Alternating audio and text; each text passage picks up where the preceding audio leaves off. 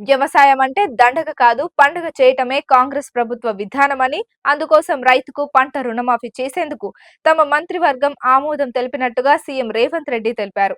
శుక్రవారం అంటే జూన్ 21న మంత్రివర్గ సమావేశం అనంతరం సీఎం రేవంత్ రెడ్డి మీడియాతో మాట్లాడారు. అసెంబ్లీ ఎన్నికల సమయంలో వరంగల్లో కాంగ్రెస్ నాయకుడు రాహుల్ గాంధీ చేసిన రైతు డిక్లరేషన్ కు అనుగుణంగా అన్నదాతలకు ఏకకాలంలో 2 లక్షల రుణమాఫీ చేయించనున్నట్లు రేవంత్ రెడ్డి ప్రకటించారు. కాగా ఈ రుణమాఫీతో రాష్ట్ర వ్యాప్తంగా మొత్తం 47 లక్షల మంది రైతులకు లబ్ధి చేకూరుతుందని, తాము నిర్ణయించుకున్న తుది గడువు ఆగస్టు 15వ తేదీలోపు రుణమాఫీ చేస్తామని రేవంత్ రెడ్డి స్పష్టం చేశారు.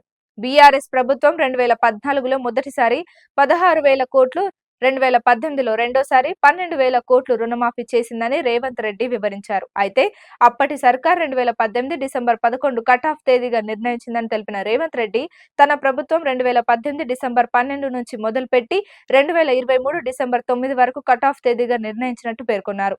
ఈ 5 ఏళ్ల కాలంలో రాష్ట్రంలోని రైతులు తీసుకున్న 2 లక్షల మేర రుణాలను ఏకకాలంలో మాఫీ చేయాలని నిర్ణయం తీసుకున్నామని రేవంత్ రెడ్డి ప్రకటించారు.